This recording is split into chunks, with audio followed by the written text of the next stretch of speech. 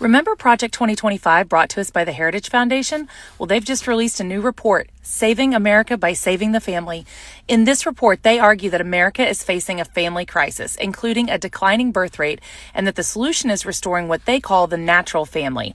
And they're very specific about what that means. They argue that all children have a right to be raised by the man and the woman who created them, living together under the same roof as married biological parents for the entirety of childhood.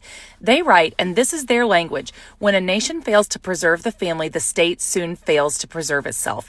They describe this as rooted in what they call the stubborn facts of human nature.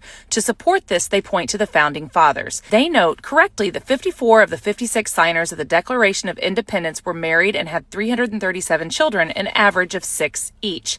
Now, that number is real, but what they don't explain is what that number actually represents, because 337 is a count of births, not a picture of stable, uninterrupted two-parent households.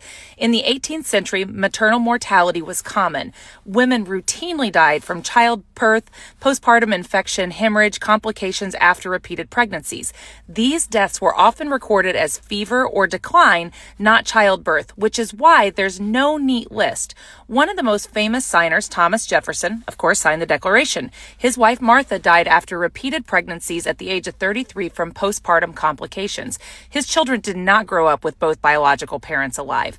And here's another piece almost always left out.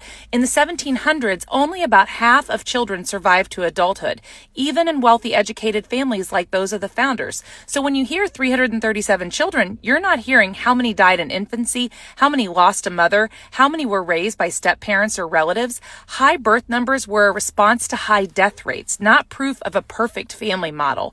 Roughly a third of the Declaration signers lost a spouse, often a wife who died young. Many remarried. Many children grew up in blended households. That wasn't a moral failure. It was reality. So when modern groups use the founders to justify a single biologically exclusive family model, they're projecting a modern ideal onto a past that really didn't live that way. American families have always been shaped by resilience, loss, and community care, not by one rigid structure. History doesn't support turning fertility numbers into a moral blueprint.